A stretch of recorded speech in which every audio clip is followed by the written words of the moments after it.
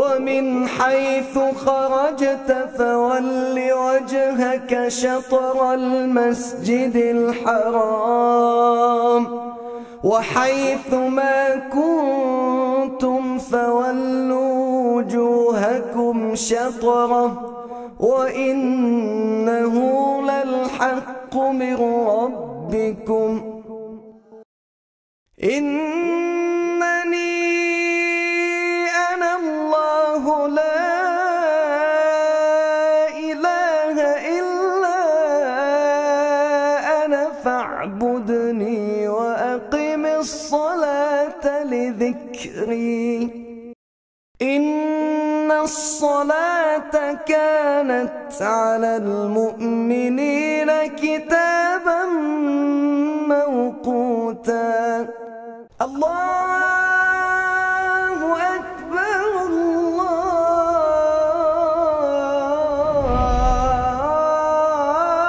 أكبر لا إله إلا الله.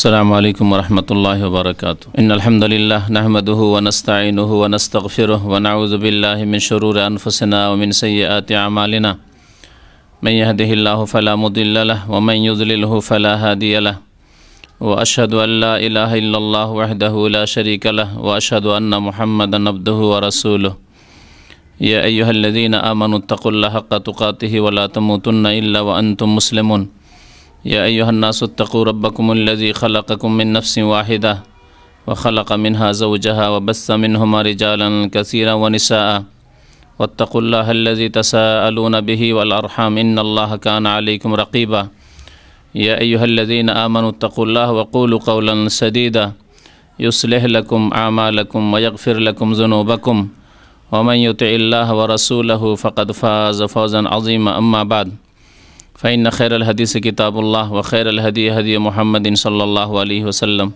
وشر الأمور محدثاتها وكل محدثة بدعة وكل بدعة ضلالة وكل ضلالة في النار. أعوذ بالله من الشيطان الرجيم. بسم الله الرحمن الرحيم. حافظوا على الصلوات والصلاة الوسطى وقوموا لله قانتين.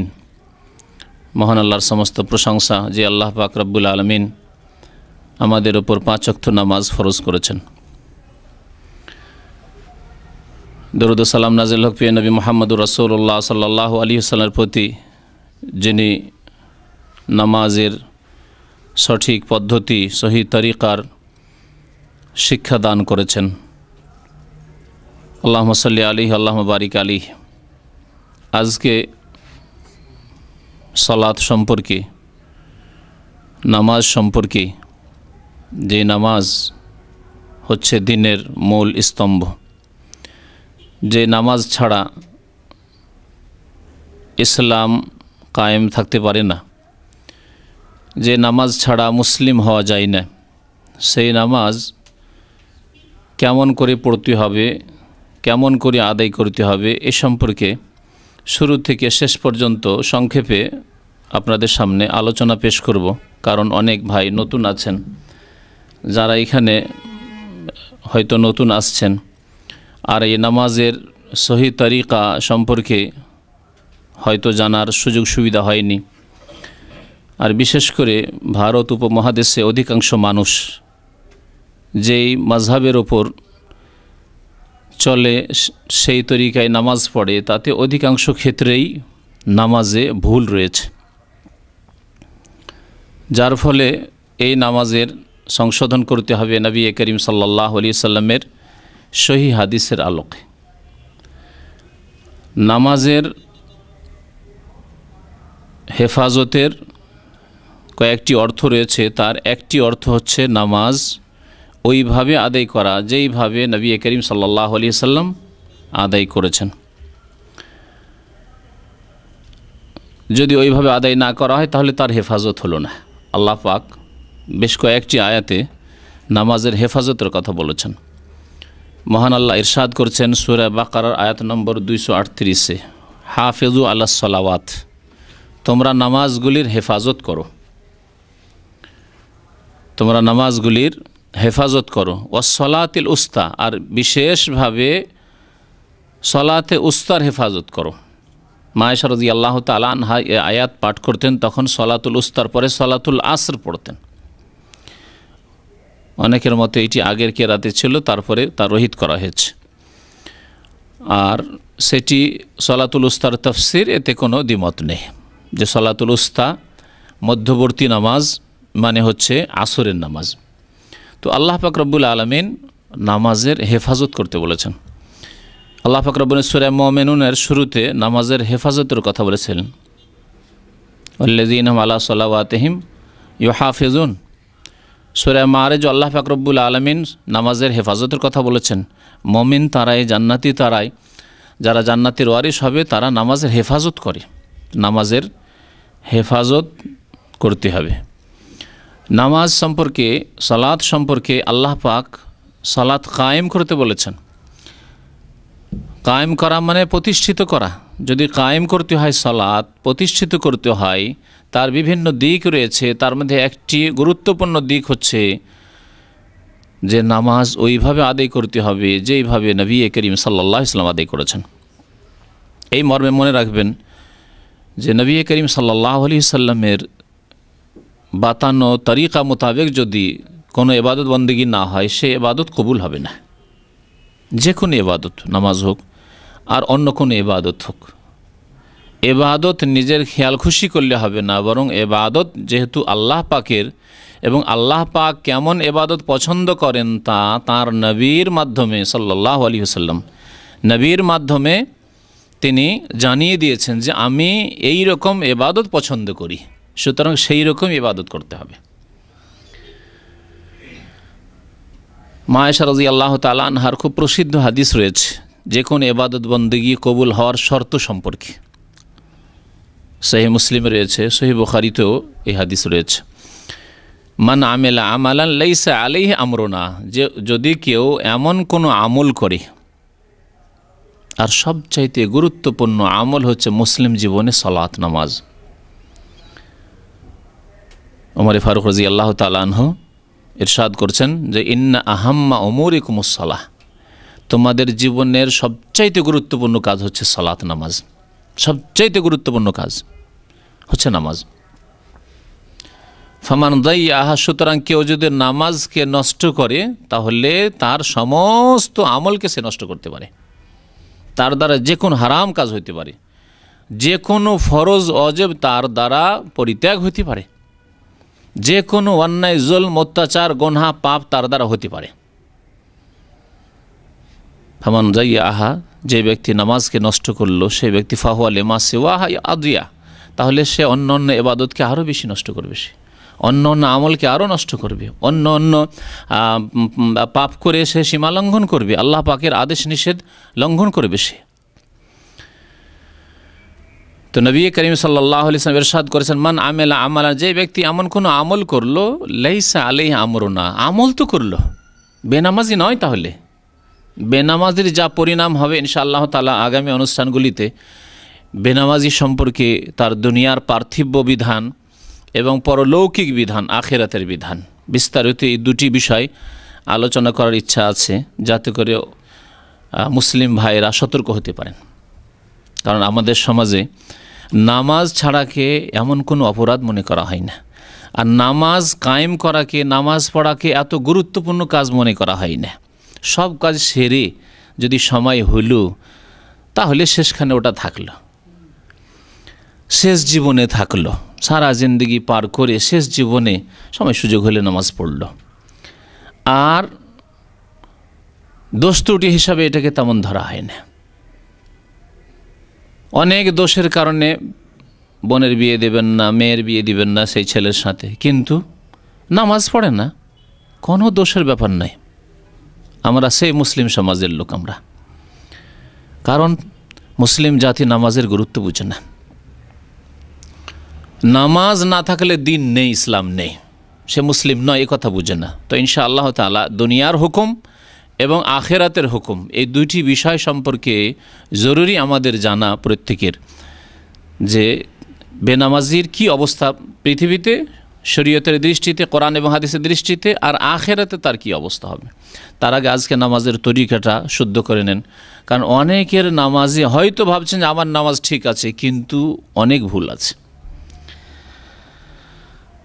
নবী সাল্লাল্লাহু আলাইহি ওয়াসাল্লাম কি বলছেন, মান আমেলা আমালান, যে ব্যক্তি কোনো আমল করলো লাইসা আলাইহি আমরুনা, কিন্তু আমার আদেশ মোতাবেক নয়, আমার তরিকা মোতাবেক নয়, ফাহুয়া রাদ্দুন, তাহলে সেই নামাজ, সেই ইবাদত বন্দেগী, সেই আমল রাদ্দুন, প্রত্যাখ্যাত হবে, মরদুদ হয়ে যাবে, আল্লাহ পাক কবুল করবেন না।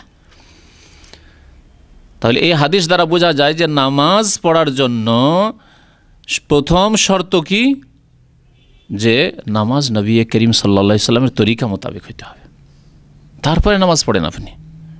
নবী সাল্লাল্লাহু আলাইহি সাল্লামের তরিকা মোতাবেক নামাজ হইতে হবে, তাহলে নামাজ কেমন ছিল রাসূলুল্লাহ সাল্লাল্লাহু আলাইহি সাল্লামের জানতে হবে। দেখা দেখে নামাজ পড়লে হবে না, শুনে শুনে নামাজ পড়লে হবে না। এটা ছোটোখাটো বই নিয়ে এনেছেন যাতে কোরআন এবং হাদিসের দলিল নেই, বা এই সম্পর্কে আপনার নিশ্চয়তা নেই যে এই কিতাবটি, এই বইটি কি কোরআন হাদিস ভিত্তিক লেখা হয়েছে, এটাও জানা নেই। বরং গদ বাঁধা দুয়া দিয়ে বইয়ের অধিকাংশ অংশ ভর্তি করা আছে, উচ্চারিত নিয়ত, ওই নিয়ত দিয়ে কোনো একটি বরাত রেফারেন্স নেই যে কোন কিতাব থেকে এই বই লেখা হয়েছে, কিছুই নেই। এইসব কিতাব পড়ে নামাজ পড়লে কাজ হবে না। যে কোনো ইবাদত বন্দেগী কবুল হওয়ার জন্য প্রথম শর্ত আল্লাহ পাক রব্বুল আলামিনের জন্য হইতে হবে, আর দ্বিতীয় শর্ত রাসূলুল্লাহ সাল্লাল্লাহু আলাইহি ওয়াসাল্লামের তরিকা অনুযায়ী হইতে হবে। দুটো শর্তের কোনো একটি শর্ত যদি আপনার মধ্যে না থাকে, তাহলে কোনো ইবাদত কবুল হবে না। নামাজ যদি লোক দেখানো পড়েন, কবুল হবে না। ওই রকমের নামাজ হয়তো আল্লাহর জন্যই পড়লেন, লোক দেখানো নয়, কিন্তু নবী করিম সাল্লাল্লাহু আলাইহি ওয়াসাল্লামের তরিকায় পড়লেন, নামাজ কবুল হবে না। এই হাদিস মায়েশা রাদিয়াল্লাহু তাআলা আনহার স্পষ্ট করে এই কথা। তারপরে নবী করিম সাল্লাল্লাহু আলাইহি ওয়াসাল্লামের আদেশ রয়েছে সহিহ বুখারীর হাদিস, সাল্লু কামা রাআইতুমুনি ওসাল্লি, তোমরা নামাজ পড়ো কামা রাআইতুমুনি, যেমন আমাকে দেখলে, ওসাল্লি, সালাত আদায় করতে, নামাজ পড়তে। সাহাবাই কেরামদেরকে সম্বোধন করে রাসূলুল্লাহ সাল্লাল্লাহু আলাইহি ওয়াসাল্লাম বলছেন যে ওইভাবে তোমরা নামাজ পড়ো যেভাবে আমাকে নামাজ পড়তে দেখলেই। আর সাহাবাই কেরামরা নবী করিম সাল্লাল্লাহু আলাইহি ওয়াসাল্লামের নামাজের বিস্তারিত বিবরণ, বিস্তারিত বয়ান আমাদের সামনে পেশ করে দিয়েছেন, সহিহ হাদিসে মওজুদ রয়েছে। একদিনে প্রত্যেকটি বিষয়ের যদি দলিল পেশ করি তো শেষ করতে পারা যাবে না, সেই জন্য আমি চিন্তা করলাম যে এটাকে দুই ভাগে ভাগ করি। আজকে শুধু শুরু থেকে শেষ পর্যন্ত সংক্ষেপে নামাজের তরিকাটা বলে দিই, দলিল তেমন পেশ না করে। হয়তো কোনো ক্ষেত্রে দলিল চলে আসতে পারে, কিন্তু ওইভাবে বরাত সহ, রেফারেন্স সহ হয়তো দলিল আজকে পেশ করব না। আগামী সপ্তাহগুলিতে ইনশাআল্লাহ তাআলা প্রত্যেকটি বিষয়ের, যেই বিষয়গুলিতে মতানৈক্য রয়েছে, একরকম পড়তেন আর একরকম বলা হচ্ছে, তাহলে কেন, এর দলিল ইনশাআল্লাহ তাআলা প্রত্যেকটি ক্ষেত্রে দলিল নিয়ে আসব, এবং দুর্বল তরিকাতে যারা নামাজ পড়ে সেই দুর্বলগুলিকে চিহ্নিত করব যে দুর্বলতা কোথায় তাদের। নবী করিম সাল্লাল্লাহু আলাইহি ওয়াসাল্লাম যেমন নামাজ পড়েছেন তেমন নামাজ পড়তে হবে। পুরুষদেরকেও সম্বোধন করা হয়েছে, মহিলাদেরকে সম্বোধন করা হয়েছে। সুতরাং মহিলা পুরুষের নামাজে সহিহ হাদিসের আলোকে কোনো পার্থক্য নেই। একটি সহিহ হাদিস দ্বারা কোনো পার্থক্য এমন নেই যে প্রচলিত পার্থক্যগুলি রয়েছে, সেই পার্থক্য নেই। নারী পুরুষকে একই রকম সম্বোধন করেছেন নবী করিম সাল্লাল্লাহু আলাইহি ওয়াসাল্লাম। নামাজ শুরু করতে হবে কোত্থেকে? নামাজ শুরু করতে হবে তাকবীরে তাহরিমা দিয়ে। তাকবীরে তাহরিমাও বলে, একে তাকবীরাতুল ইহরাম বলে। আমাদের দেশে তাকবীরে তাহরিমা বলে প্রসিদ্ধ, আরবরা তাকবীরাতুল ইহরাম বলে থাকে। নবী করিম সাল্লাল্লাহু আলাইহি ওয়াসাল্লাম ইরশাদ করেছেন, মিফতাহুস সলাতে তুহুর, মিফতাহুস সলাতে আত-তাহুর ওয়া তাহরিমুহাত তাকবীর।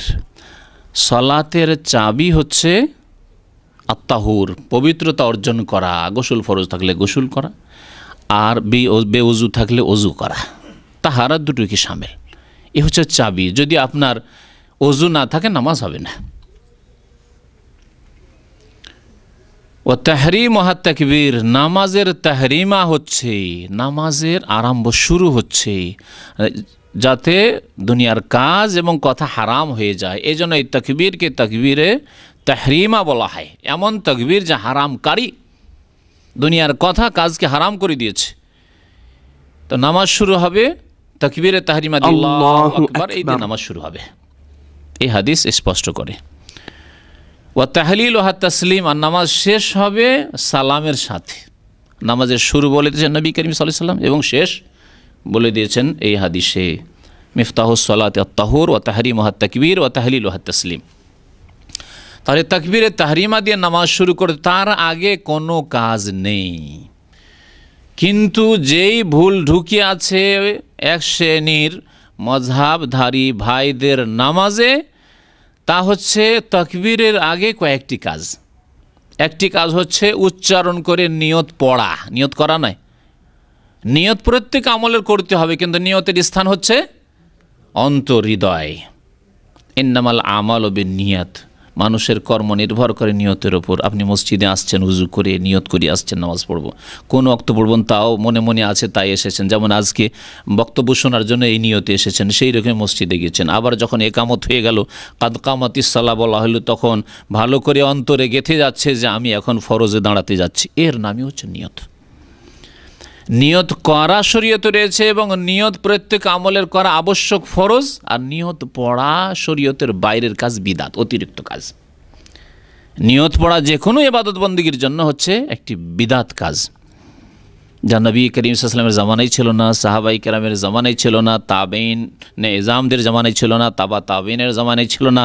এমনকি আরও বলছি, কেউ ইমাম আবু হানিফা, শাফেঈ, মালিক, আহমদ, চার ইমামের কোনো ইমাম রাহমাতুল্লাহ আলাইহিম আজমাইন কারো তরফ থেকে প্রমাণ করতে পারবে না, কোনো মযহাবের কিতাবে প্রমাণ করতে পারবে না যে আবু হানিফার মযহাবে ছিল, শাফির মযহাবে ছিল, হাম্বলি, মালিকি মযহাবে ছিল, কোনো মযহাবে ছিল না। তাহলে পরবর্তীকালে মযহাবের দোহাই পেড়ে যারা বিদাত করে তাদের কিতাবে আছে।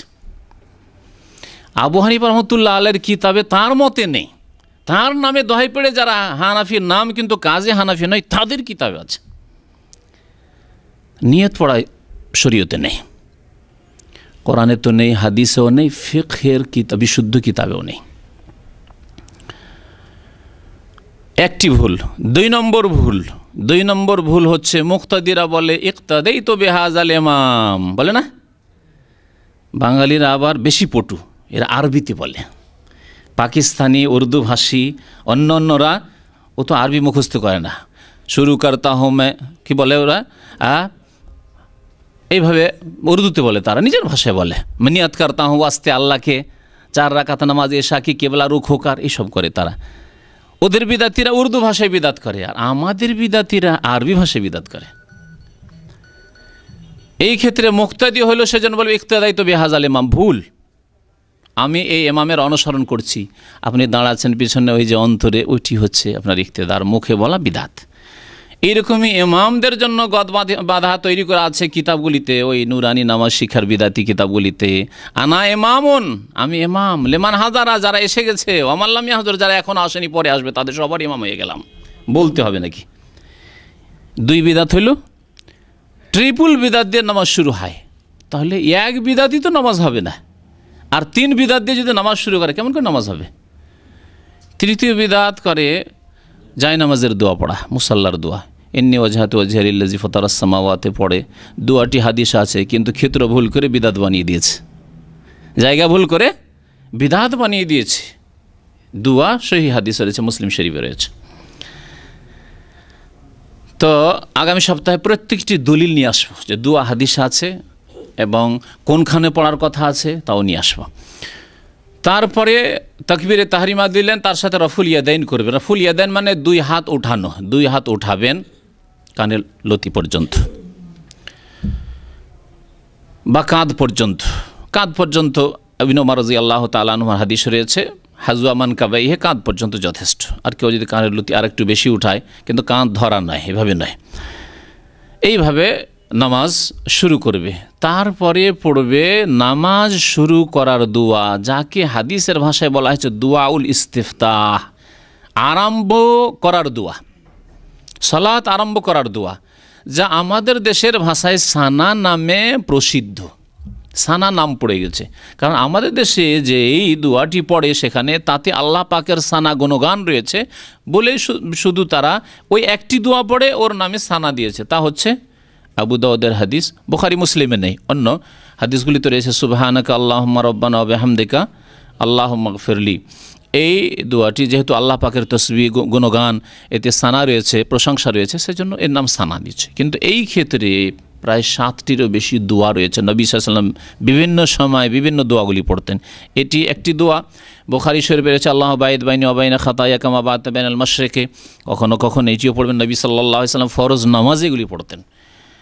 মযহাবধারী ভাইদের আলেমরা তারা বলে না না না না এগুলি তাহাজ্জুদের দোয়া, অথচ হাদিসে রয়েছে, আগামী সপ্তাহে তারপরের সপ্তাহে বক্তব্য ইনশাআল্লাহ পেশ করব হাদিস নিয়ে এসে, যে ফরজ নামাজে নবী সাল্লাল্লাহু আলাইহি ওয়াসাল্লাম আল্লাহু বাইদ বাইনি ওয়া বাইনা খাতায়া কামা বা'আতা বাইনাল মাশরিক এই দোয়াটি ইলা আখিরি পড়তেন। কখনো কখনো নবী করিম সাল্লাল্লাহু আলাইহি ওয়াসাল্লাম তাকবীরে তাহরিমার পরে বুকে হাত বেঁধে পড়তেন ইন্নী ওয়াজহাতু ওয়াজহিয়া লিল্লাযী ফাতারাস সামাওয়াতি ওয়াল আরযা হানিফা ওয়া মা আনা মিনাল মুশরিকিন ইলা আখিরি এই দোয়া পড়তেন। তাহলে ইন্নী ওয়াজহাতু পড়বেন, কিন্তু তাকবীরের পরে সহিহ মুসলিমে স্পষ্ট রয়েছে, তিরমিজিতে স্পষ্ট রয়েছে যে বাদা তাকবীর, তাকবীরের পরে তাকবীর দিতেন, কাব্বারা সুম্মা কালা, তাকবীর পাঠ করতেন, তারপরে বলতেন ইন্নী ওয়াজহাতু ওয়াজহিয়া লিল্লাযী ফাতারাস সামাওয়াত। তাহলে আগে যদি করে দেন তাহলে সুন্নতের খেলাফ হবে না, নবী সাল্লাল্লাহু আলাইহি ওয়াসাল্লামের তরিকার বিরোধিতা হবে না, বিদাত হবে না? তার 3 বিদাত আগে হয়ে যাচ্ছে তাকবীরে তাহরিমার আগে। এই জন্য নামাজ এভাবে পড়তে হবে, হাত বাঁধতে হবে, হ্যাঁ হাত বুকের উপরে বাঁধতে হবে, কারণ সহিহ হাদিস, সহিহ ইবনে খুজাইমার হাদিস রয়েছে যে নবী করিম সাল্লাল্লাহু আলাইহি ওয়াসাল্লাম হাত বাঁধতেন আলা সাদরিহি, সদর মানে হচ্ছে বক্ষ, চেস্ট, সিনার উপর হাত বাঁধতেন, বুকের উপর হাত বাঁধতেন। আর নাভির নিচের হাত বাঁধা সমস্ত মুহাদ্দিসিনদের নিকট, এমনকি অনেক হানাফি বড় ইমামদের নিকট তারা বলেছেন যে এই হাদিস জয়ীফ, নাভির নিচে হাত বাঁধা। সুতরাং হাত বাঁধতে হবে বুকের ওপর, এইটি হচ্ছে সুন্নত। তারপরে সূরা ফাতিহা পড়ে, আউযু বিল্লাহি মিনাশ শাইতানির বিসমিল্লাহির রহমানির রহিম বলে সূরা ফাতিহা পড়ে। সূরা ফাতিহা প্রত্যেককে পড়তে হবে। সূরাতুল ফাতিহা। আউযু বিল্লাহি মিনাশ শাইতানির রাজীম। বিসমিল্লাহির রহমানির রহিম। আলহামদুলিল্লাহি রাব্বিল আলামিন আর রহমানির রহিম মালিকি ইয়াউমিদ্দিন ইয়্যাকা না'বুদু ওয়া ইয়্যাকা নাস্তাঈন اهدنا الصراط المستقيم صراط الذين أنعمت عليهم غير المغضوب عليهم ولا الضالين آمين। এটি হচ্ছে নামাজের সহি তরিকা। নবী করিম সাল্লাল্লাহু আলাইহি ওয়াসাল্লাম বলেছেন লা সালাতা লিমান লাম ইয়াকরা বিফাতিহাতিল কিতাব, সূরা ফাতিহা ছাড়া নামাজ হয় না। যেই ব্যক্তি সূরা ফাতিহা পড়ল না তার নামাজ হয় না। একবার এক তাবেঈ জিজ্ঞেস করছেন আবু হুরায়রা রাদিয়াল্লাহু তাআলা আনহুকে, ইন্না নাকুনু আহইয়ানান ওয়ারা আল ইমাম, আমরা কখনো কখনো ইমামের পিছনে যে থাকি, মুক্তাদি থাকি, সবসময় তো আর ইমাম হয় না, সবসময় তো একা নামাজ পড়ি না। তাহলে নামাজি 3 ভাগে বিভক্ত, নামাজি 3 ভাগে বিভক্ত। ইমাম, ইমাম মুনফারিদ মানে একাকী নামাজি, আর মুক্তাদি মানে ইমামের ইক্তিদা করে অনুসরণ করে পিছনে যারা নামাজ পড়েছে, 3 শ্রেণীর মানুষ। ইন্না নাকুনু আহইয়ানান ওয়ারা আল ইমাম, আমরা কখনো কখনো ইমামের পিছনে থাকি, তো কি করব, আমরা সূরা ফাতিহা পড়বো না পড়বো না? তখন বলছেন আবু হুরায়রা রাদিয়াল্লাহু তাআলা, ইকরা বিহা ফি নাফসিকা ইয়া ফারসি, তার মাতৃভাষা ফার্সি ছিল ওই তাবেঈর, তাই বলছেন তাকে যে তুমি তোমার মনে মনে পড়ে নাও, ইকরা বিহা ফি নাফসিকা, তোমার মনে মনে মানে আস্তে আস্তে পড়ে নাও। তাহলে সূরা ফাতিহা পড়তে হবে, ইমামকে পড়তেই হবে, না হলে নামাজ হবে না। অথচ আমাদের দেশের প্রচলিত মাযহাবে ইমামের জন্য ওয়াজিব, না পড়লে সহজে কাজ চলে যাবে, যে কোনো কোরআনের 3টি আয়াত পড়লেই নামাজ হয়ে যাবে। একেবারে সহিহ হাদিস বিরোধী ফতোয়া। একাকী নামাজি হবে না। মুক্তাদির ক্ষেত্রে যদিও ইখতিলাফ উলামায়ে কেরামদের রয়েছে, কিন্তু বিশেষ করে যখন সিররি গোপনীয় কিরাতের নামাজ, অর্থাৎ ইমাম মনে মনে পড়ছে অথবা ইমাম জোরে পড়লে ইমামের আওয়াজ পৌঁছে না। আমাদের দেশে তো মাইকে নামাজ হয় না, এখানে না হয় দেখছেন মাইকে নামাজ হচ্ছে, দূর দূর পর্যন্ত কেরাত পৌঁছে যাচ্ছে। 2 কাতার পরেই মুক্তাদিরা ইমামের কেরাত শুনতে পায় না, হয় না কি এরকম? 2 কাতার পরে মুক্তাদির কেরাত শোনে না, তাহলে মুক্তাদি ইমামের কেরাত শোনে না। তাহলে এই সময় তাদের কি করা উচিত? কমের পক্ষে যদি এই ফতোয়া, মাঝামাঝি ফতোয়াতে থাকেন 3টি মত। একটি মত হচ্ছে যে না, মুক্তাদিকে কিছুই পড়তে হবে না। সবচাইতে দুর্বল মত এটি, যেটি প্রচলিত আমাদের দেশের মযহাবে রয়েছে, সবচাইতে দুর্বল ফতোয়া।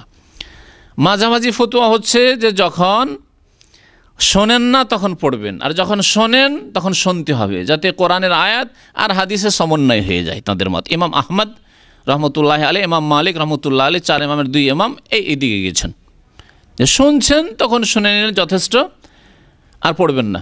কিন্তু না শুনলে পড়তে হবে। না শুনলে যেমন জোহরে শোনেন না, আসরে শোনেন না, মাগরিবের 3য় রাকাতে শোনেন না, এশার 3য় 4র্থ রাকাতে শোনেন না, তো শোনে না, মোটেই শোনেন না, কারণ সিররি নামাজ। তারপরে হয়তো ইমাম থেকে আপনি দূরে আছেন, শোনেন না, আওয়াজ আপনার পর্যন্ত পৌঁছে না। মাগরিবের 1ম 2য় রাকাতে, এশার 1ম 2য় রাকাতে, ফজরের নামাজে কেরাত হচ্ছে, কিন্তু আপনি দূরে আছেন, শোনেন না, চুপ বসে থাকবেন, তাদের মতে পড়তে হবে। বেশ কিছু তারা দলিল পেশ করেছেন। প্রথম কথা, কোরআনে কারীমে আল্লাহ পাক রব্বুল আলামিন কোরআন শুনতে বলেছেন, নীরব থাকতে বলেছেন, এক হুকুম। তারা বলছে এটার উপর আমল হয়ে গেল। আর সূরা ফাতিহা ছাড়া নামাজ হয় না, ওই দুটোতে সমন্বয় হয়ে গেল। যখন শুনছি তখন শুনলাম নীরব থেকে, আর যখন শুনছি না তখন সূরা ফাতিহা ছাড়া যেহেতু নামাজ হয় না, সুতরাং সূরা ফাতিহা পড়ব।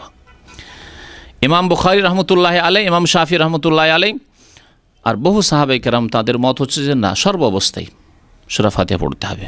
ইমাম উচ্চস্বরে পড়ুক আর জোরে পড়ুক আর আস্তে পড়ুক, সূরা ফাতিহা প্রত্যেককে পড়তে হবে, মুক্তাদিকে পড়তে হবে। তাহলে কেমন করে পড়বেন? আল্লাহ যে কোরআনে শোনার কথা বলেছেন, ওয়াইজা করিয়াল কোরআনু ফাসতামিউ লাহু, যখন কোরআন তেলাওয়াত হবে তখন শোনো, ওয়ানসিতু, নীরব থাকো, লাআল্লাকুম তুরহামুন, তাহলে তোমাদের উপর আল্লাহ পাক রহমত নাজিল করবেন। ইমাম বুখারী রহমতুল্লাহ আলাইহি এর উপর একটি কিতাব লিখেছেন, তার প্রসিদ্ধ কিতাবের নাম হচ্ছে জুজুল কিরাত খালফাল ইমাম। ইমামের পিছনে কিরাতের বিশেষ কিতাব তিনি লিখেছেন একটি। তাতে তিনি খুব জোর দিয়েছেন যে ইমাম গায়রিল মাগদুবি আলাইহিম ওয়ালাদ-দাল্লিন সূরা ফাতিহা শেষ করে সাক্তা দেবে, মানে বিরতি দেবে, আর সেই বিরতিতে মুক্তাদিরা পড়ে নেবে। সতর্কতা হচ্ছে আপনি যে কোনো নামাজে সূরা ফাতিহা অবশ্যই পড়ুন, আর বিশেষ করে মাঝামাঝিও যদি থাকেন, যারা মাঝামাঝি রয়েছেন ইমাম আহমদ এবং ইমাম মালিক রহমতুল্লাহ আলাইহি, আর তার সাথে ইমাম ইবনে তাইমিয়া রহমতুল্লাহ আলাইহি, আল্লামা নাসিরুদ্দিন আলবানী রহমতুল্লাহ আলাইহি, তাদের মত হচ্ছে যে যখন শুনছেন না তখন অবশ্যই পড়তে হবে, যাতে আয়াত আর হাদিসে সমন্বয় হয়ে যায়। কমের পক্ষে এই মাসলার উপর আমল করবেন, না হইলে নামাজ আপনার বিপদে আছে, নামাজ আপনার আশঙ্কায় আছে। আপনি জোহর আসর নামাজ পড়ছেন, আপনি শুনছেন আর নীরব দাঁড়িয়ে আছেন। লা সালাতা লিমান লাম ইয়াকরা বিফাতিহাতিল কিতাব, যেই ব্যক্তি সূরা ফাতিহা পড়ে, যেই ব্যক্তি ইমাম হোক, মুক্তাদি হোক আর একাকী নামাজি হোক, তার নামাজ হয় না। সূরা ফাতিহার পরে অতিরিক্ত সূরা বা কিছু আয়াত পড়া সুন্নত ইমামের জন্য, একাকী নামাজের জন্য। মুক্তাদিরা সূরা ফাতিহার বেশি পড়বে না, মুক্তাদিরা সূরা ফাতিহার বেশি পড়বে না। তারপরে রুকুতে যাবেন, রুকুতে যাওয়ার সময় তাকবীর যেমন দেবেন তার সাথে রাফুল ইয়াদাইন করবেন। সহিহ বুখারী প্রত্যেকটি হাদিসের কিতাবে রাফুল ইয়াদাইন হাদিসগুলি পাবেন। 2 হাত উঠিয়ে আল্লাহু আকবার বলে রুকুতে যাওয়া, আবার রুকুতে গিয়ে তাসবিহ পাঠ করলেন। তাসবিহ আমাদের দেশের মানুষরা শুধু জানে কোন তাসবিহ? সস্তাতে নামাজ সারে। খাওয়া দাওয়ার ক্ষেত্রে আমরা সস্তাতে সারি না, বখিল, খুব বখিল হলেই সারে হয়তো। তারপরেও যতই কৃপণ হোক মাঝে মাঝে চিন্তা করে ছেলে মেয়েকে একটু ভালো খাওয়াইতে হবে, তাই না? আর একেবারে সস্তাতে সবচাইতে ছোট্ট তসবিহ পড়ে, আর কোনো তসবিহ আমরা মুখস্থ করলাম না মযহাবধারী ভাইরা। অথচ নবী করিম সাল্লাল্লাহু আলাইহি ওয়াসাল্লাম যখন ফাসাব্বিহ বিসমি রাব্বিকাল আযীম নাজিল হলো কোরআনে কারীমের আয়াত, তখন বললেন ইজআলুহা ফি রুকুইকুম, তোমরা এর উপর আমল করো রুকুতে। সুতরাং বলো সুবহানা রাব্বিয়াল আযীম, এই তো আমল হলো। যখন নাজিল হইল সাব্বিহ ইসমা রাব্বিকাল আলা, তখন ইজআলুহা ফি সুজুদিকুম, এর উপর আমল করো, এর বাস্তবায়ন করো তোমাদের সিজদায়। সুতরাং সুবহানা রাব্বিয়াল আলা, আল্লাহ পাক বলছেন সূরা আলাতে সাব্বিহ ইসমা রাব্বিকাল আলা, আমল কি করলেন? সুবহানা রাব্বিয়াল আলা। এই প্রথম আমল ছিল নবী করিম সাল্লাল্লাহু আলাইহি ওয়াসাল্লামের। তারপরে যখন সূরা ইজা জা নাসর নাজিল হইল, শেষ জামানায় নবী করিম সাল্লাল্লাহু আলাইহি ওয়াসাল্লামের মক্কা বিজয় হয়ে যাওয়ার পরে আল্লাহ পাক মওতের ইঙ্গিত দিচ্ছেন রাসূলুল্লাহ সাল্লাল্লাহু আলাইহি ওয়াসাল্লামের, যে তোমার সময় কাছে আসছে। ইজা জা নাসরুল্লাহি ওয়াল ফাতহু ওয়া রাআইতান নাস ইয়াদখুলুনা ফি দীনিল্লাহি আফওয়াজা ফাসাব্বিহ বিহামদি রাব্বিকা ওয়াস্তাগফিরহু। তিনটি হুকুম, তাসবিহ করো, বিহামদি রাব্বিকা তোমার রবের প্রশংসা বিজড়িত, ওয়াস্তাগফিরহু এবং তার কাছে মার্জনা কামনা করো। আল্লাহ পাক এই তিনটি আদেশ যখন দিলেন, নবী করিম সাল্লাল্লাহু আলাইহি ওয়াসাল্লাম তখন এর বাস্তবায়ন করলেন রুকুতে সেজদাতে। মা আয়েশা রাদিয়াল্লাহু তাআলা আনহা বর্ণনা করছেন, কানা রাসূলুল্লাহ সাল্লাল্লাহু আলাইহি ওয়াসাল্লাম ইয়াকুলু ফি রুকুইহি ওয়া সুজুদিহি, রাসূলুল্লাহ সাল্লাল্লাহু আলাইহি ওয়াসাল্লাম রুকুতে সেজদাতে বলতেন সুবহানাকা আল্লাহুম্মা রাব্বানা ওয়া বিহামদিকা আল্লাহুম্মা গফিরলি, রুকুতেও বলতেন আর সেজদায়ও বলতেন। মাঝে মাঝে তো আমল করবেন, মাঝে মাঝে তো আমল করবেন। আপনি ইমামের পিছনে যদি সুযোগ সুবিধা না পান, তাহলে আপনি একা নামাজগুলিতে তো আমল করবেন। কত নামাজ আপনার একা নামাজ রয়েছে, সুন্নত রয়েছে, বিতর রয়েছে, হ্যাঁ। বা ইমাম দেখছেন মাশাআল্লাহ ধীর স্থিরে আমি 9 বার 10 বার তাসবিহ হয়ে যায়, সুবহান রাব্বিয়াল আযীম, সুবহান রাব্বিয়াল আযীম, সুবহান রাব্বিয়াল আলা হয়ে যাচ্ছে, রুকু সিজদা খুব লম্বা করছে, তার মধ্যে সুবহান রাব্বিয়াল আযীম 3 বার বলে নিলেন, সুবহান রাব্বিয়াল আলা 3 বার বলে নিলেন রুকু সিজদাতে, তারপরে বলেন সুবহানাকা আল্লাহুম্মা রাব্বানা ওয়া বিহামদিকা আল্লাহুম্মা গফিরলি। কেন আমল করছেন না? মযহাবধারী ভাইদের, আলেমদেরকে জিজ্ঞাসা করলে দেখবেন তাদের আমল নেই। এটা অনুমান ভিত্তিক বলছি না, অনেক পরিচিত আলেমদেরকে জিজ্ঞাসা করেছি, তাদের এগুলোর উপর আমল নেই। অথচ এই যে সুবহানাকা আল্লাহুম্মা রাব্বানা ওয়া বিহামদিকা আল্লাহুম্মা গফিরলি, এটি সহিহ বুখারী শরীফের হাদিস। এই প্রচলিত আমাদের দেশের নামাজকে যদি সহিহ বুখারীকে সাথে রাখেন আর মেলান, আপনি কিতাব বের করেন, বাংলা অনুবাদ হয়েছে, আর বুখারী শরীফের ওই নামাজের অধ্যায় বের করেন, সালাতের অধ্যায় বের করেন, আর আপনার নামাজ প্রচলিত নামাজ মযহাবের নামাজকে আপনি এই সহিহ বুখারী হাদিসের সাথে মেলান, অধিকাংশ ক্ষেত্রে সহিহ হাদিস বিরোধী নামাজ পাবেন আপনি।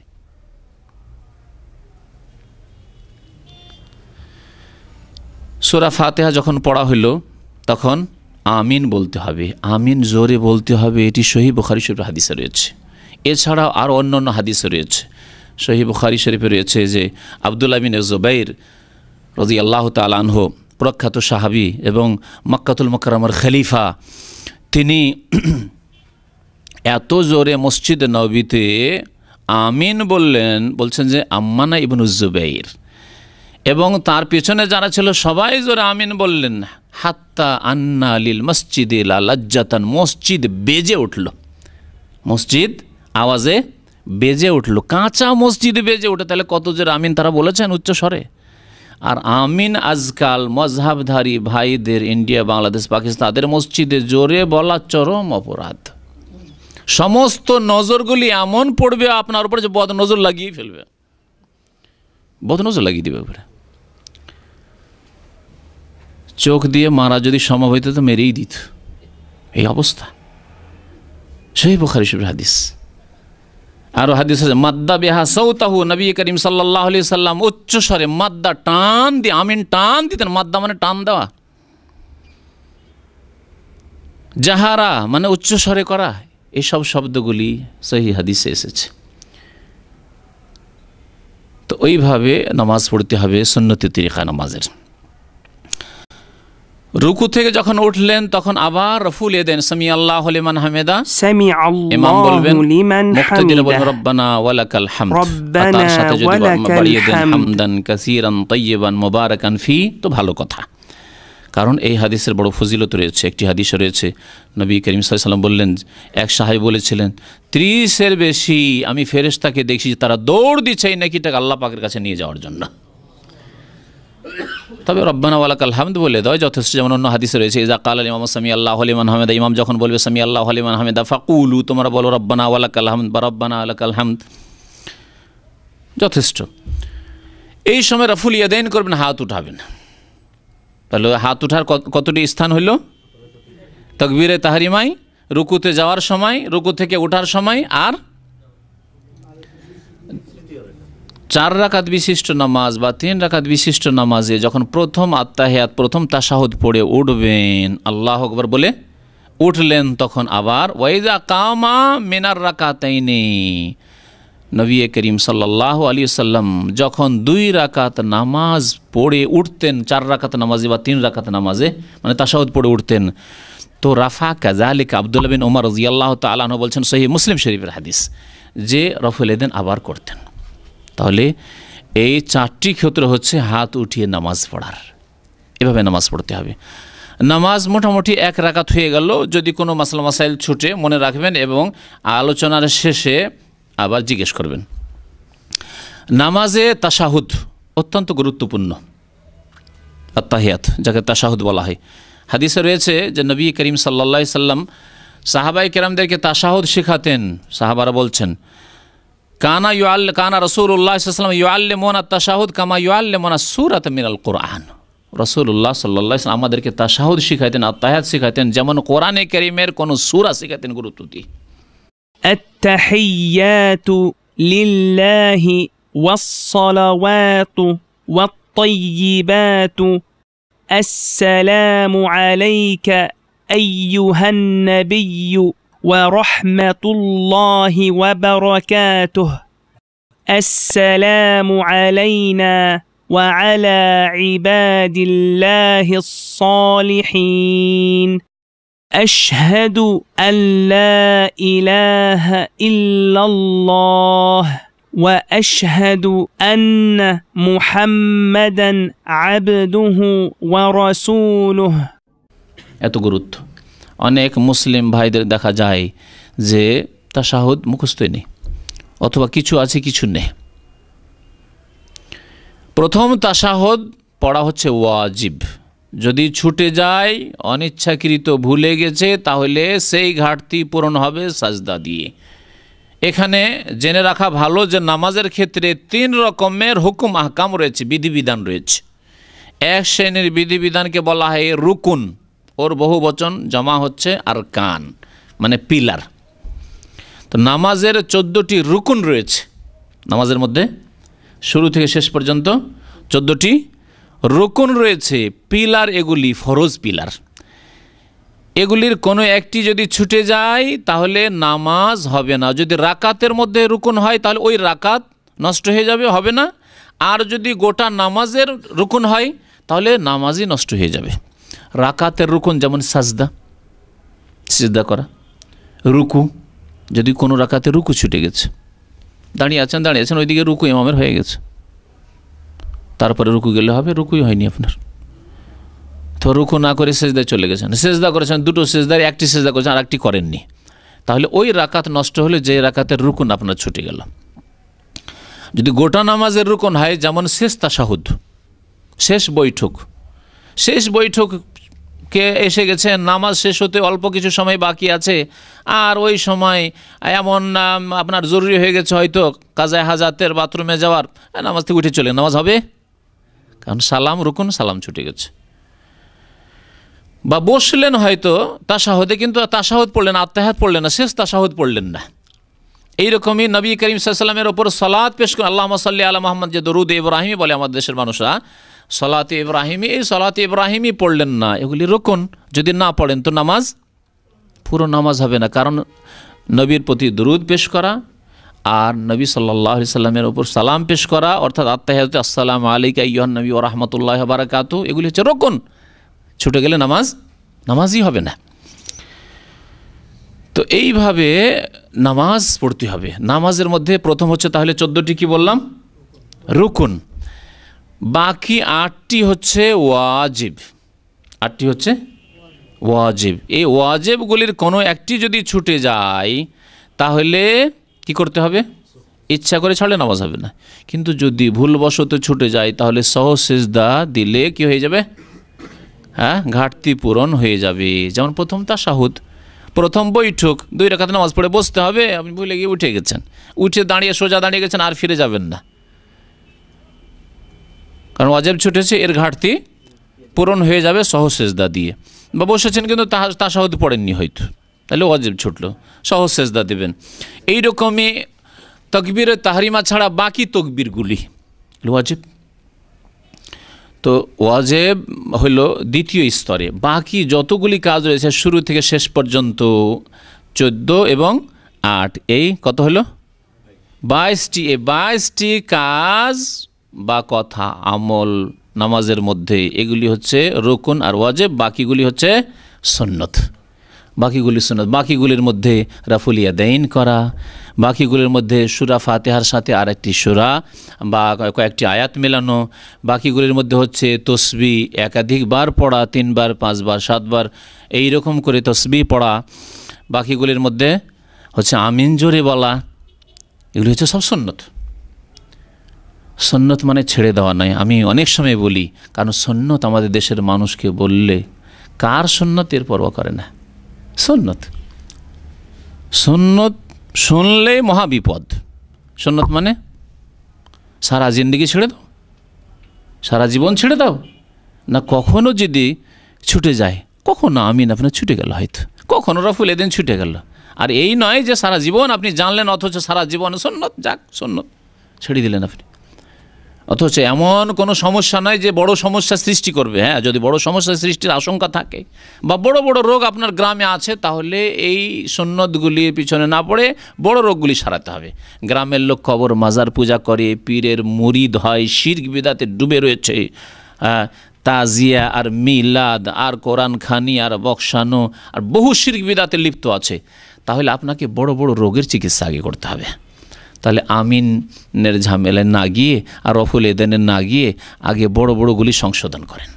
বড় রোগের সংশোধন না হলে ওই শিরকের অবস্থায় নামাজই কবুল হবে না। তো আমিন জোরে বলিয়ে তাকে কি করবেন, আর রফুল এদেন করিয়ে তাকে কি করবেন? একজন বেনামাজি লোক আছে, তাহলে বেনামাজি সপ্তাহে জুমা পড়ে, আর তাকে রফুল এদেন শিখিয়ে আর কি করবেন? তাকে শিখান যে 5 ওয়াক্ত নামাজ না পড়লে এই জুমা দিয়ে কোনো কাজ হবে না। দাওয়াতের ক্ষেত্রে অবশ্যই ধাপে ধাপে এগিয়ে যেতে হবে, একসাথে একবারে ধরে নেবেন হঠাৎ করে না, এটি সুন্নতি তরিকা না। আল্লাহ পাক রব্বুল আলামিন 23 বছরে দ্বীন ইসলাম নাজিল করেছেন। 23 বছরে হক কথা সারা জীবন লুকিয়ে রেখে দেবেন এমন কথা নয়, কিন্তু আপনাকে দেখতে হবে কৌশল করে যে কোনটাকে আগে পেশ করতে হবে, কোনটা বেশি জরুরি রয়েছে। যেমন আপনি একজন চিকিৎসক বা চিকিৎসক নন, আপনি বাড়ির অভিভাবক, আপনার ছেলে অসুস্থ হয়েছে, কয়েকটা অসুখ, তাহলে কোন অসুখের আগে চিকিৎসা করবেন আপনাকে চিন্তা করতে হবে। কোন ডাক্তারের কাছে আগে যাই? চর্মরোগও আছে আর ভিতরে ক্যান্সারও আছে, হ্যাঁ, আর সর্দি কাশি আছে, হ্যাঁ, নাক দিয়ে সর্দি বইছে, তাহলে ওই নাকের ডাক্তারের কাছে যাবেন না ক্যান্সারের বিশেষজ্ঞর কাছে যাবেন? চিন্তা করতে হবে নাকি? তাহলে ওই রকমই আপনাকে চিন্তা করতে হবে দেশে গিয়ে যে আমি মানুষের ভুল ত্রুটি সংশোধন করব, কোনখান থেকে শুরু করব আপনাকে চিন্তা করতে হবে। আর এগুলি শেখার জন্য ইসলামিক সেন্টারে আসতে হবে যে কোনখান থেকে আপনি শুরু করবেন। নামাজের শেষ দিকে আসি, আত্তাহিয়াত তাশাহুদ পড়া হচ্ছে রুকুন, শেষ তাশাহুদ। দরুদ পড়া হচ্ছে রুকুন। প্রচলিত মজহাবে আত্তাহিয়াত পড়াও ফরজ নয়, আর দুরুদ পড়াও ফরজ নয়, বরং দুরুদ তাদের কাছে সুন্নত। সুতরাং বিনা দুরুদে দুরুদে ইব্রাহিমী ছাড়াই নামাজ হইতে পারে তাদের। অথচ নবী করিম সাল্লাল্লাহু আলাইহি ওয়াসাল্লাম সারা জীবন কোনোদিন এইরকম করে নামাজ পড়েননি যে আত্তাহিয়াত পড়লেন না। তাদের কাছে তাশাহুদ পরিমাণ বসে যাওয়াই যথেষ্ট। ভুল ফতোয়া, সহিহ হাদিস বিরোধী ফতোয়া রয়েছে নামাজের ক্ষেত্রে। যাই হোক, এগুলির ওপর হয়তো আমল নেই। আরেকটি বিষয় আরও এগিয়ে যায়, যার ওপর মোটেই আমল নেই অথচ সহিহ হাদিস, তা হচ্ছে আত্তাহিয়াত পড়লেন, তারপরে দরুদে ইব্রাহিমী পড়লেন, ইন্নাকা হামিদুম মাজিদ পড়লেন, তারপরে আমাদের দেশের মযহাবধারী ভাইরা মাত্র একটি দোয়া মুখস্থ রাখেন, তাই না? দোয়ায়ে মাসুরা মানে তারা মনে করেন অজ্ঞতার কারণে, এবং অজ্ঞতা কেন এরকম, চিরকাল কেন অজ্ঞতা, এই জন্য যে যারা শিক্ষা দিয়েছে তাদের অজ্ঞতা বা তাদের অনীহা, হয় অজ্ঞতা আর না হলে তাদের অনীহা, কেন শিখান না তারা। একটি দোয়া মাত্র শিখিয়ে দিয়েছে, আমি হাত উঠিয়ে অনেক জায়গায় জিজ্ঞাসা করে দেখেছি, 100 জনের মধ্যে 5টি হাত উঠেনি। ওই যে 4-5টি শিখেছে তাও এখানে সৌদি আরবে এসে ইসলামী সেন্টারে শিখেছে। বাকি যে দোয়াগুলি রয়েছে, একটি দোয়া মাত্র মুখস্থ আছে, তা হচ্ছে আল্লাহুম্মা ইন্নী যালামতু নাফসি যুলমান কাসীরা ওয়া লা ইয়াগফিরুয যুনুবা ইল্লা আনতা ফাগফিরলি মাগফিরাতাম মিন ইনদিকা ওয়ারহামনি ইন্নাকা আনতাল গাফুরুর রহিম। এই দোয়া মুখস্থ আছে, তাই না? এই দোয়া মুখস্থ আছে, কারণ এই দোয়া কিতাবে আছে আর মক্তবে পড়েছেন, হুজুররাও শিখিয়েছে। ব্যাস, দোয়ায়ে মাসুরা মানে একটি দোয়া। এই দোয়া আছে, সহিহ মুসলিম আছে, এতে কোনো সন্দেহ নেই, অবশ্যই পড়ুন। কিন্তু নবী করিম সাল্লাল্লাহু আলাইহি সাল্লাম এর চাইতে বেশি তাকিদ করেছেন, নিজেও পড়েছেন এবং আদেশ করেছেন আমাদেরকে যে তোমরা 4টি জিনিস থেকে আল্লাহর কাছে আশ্রয় কামনা করো, আল্লাহর কাছে পানা চাও, আল্লাহর শরণ নাও। সেই দোয়া যদি জিজ্ঞাসা করি, আপনাদেরকে হাত তুলতে বলি, তো মনে হয় অল্প কয়েকটা হাতই উঠবে। তো যাই হোক, ওইদিকে আর যাচ্ছি না, আপনাদেরকে বলছি যে হাত না উঠিয়ে মুখস্থ করেন এই দোয়া। আল্লাহুম্মা ইন্নী আউযু বিকা মিন আযাবিল কবরি, মিন আযাবিল কবরি, হে আল্লাহ তোমার কাছে আশ্রয় কামনা করি কবরের আযাব থেকে। ওয়া আউযু বিকা মিন আযাবিজ জাহান্নাম, আল্লাহ তোমার আশ্রয় নিচ্ছি বা আশ্রয় গ্রহণ করছি মিন আযাবে জাহান্নামের আযাব থেকে, জাহান্নামের শাস্তি থেকে। ওয়া আউযু বিকা মিন ফিতনাতিল মাসিহিদ দাজ্জাল, আল্লাহ তোমার আশ্রয় গ্রহণ করছি দাজ্জালের ফিতনা থেকে, মাসিহিদ দাজ্জালের ফিতনা থেকে। ওয়া আউযু বিকা মিন ফিতনাতিল মাহইয়া ওয়াল মামাত, আল্লাহ হায়াত এবং মওতের, জীবনের এবং মরণের ফিতনা থেকে তোমার আশ্রয় গ্রহণ করছি, তোমার আশ্রয় নিচ্ছি।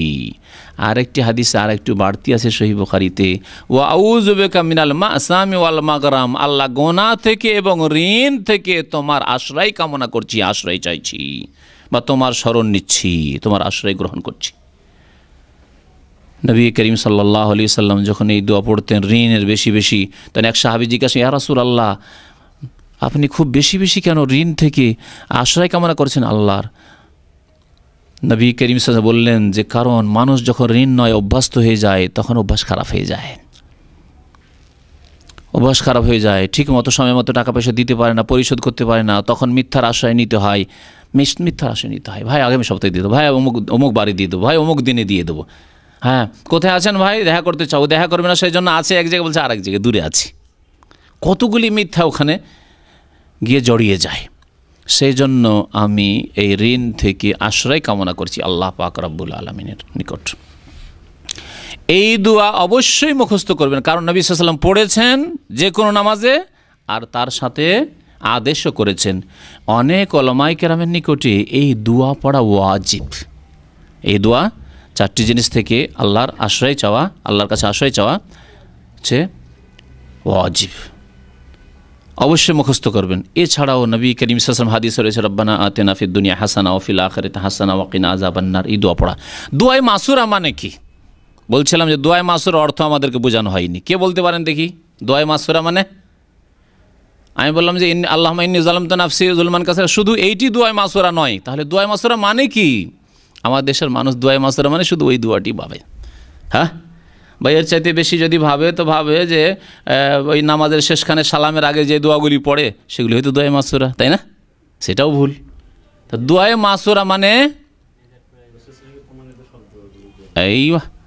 এই হচ্ছে সেই উত্তর।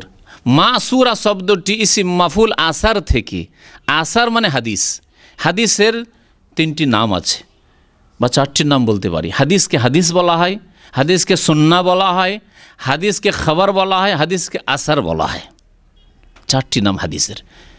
নবী করিম সাল্লাল্লাহু আলাইহি ওয়াসাল্লামের হাদিসের 4টি নাম। তাহলে আসার মানে হাদিস, আর মাসুরা মানে নবী সাল্লাল্লাহু আলাইহি ওয়াসাল্লাম থেকে বর্ণিত, প্রমাণিত।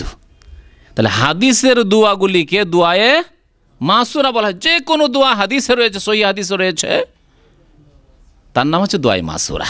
তা তাহলে দোয়ায় মাসুরা পড়বেন, বা নবী সাল্লাল্লাহু আলাইহি ওয়াসাল্লাম থেকে যেসব দোয়া প্রমাণিত রয়েছে যে কোনো দোয়া পড়েন।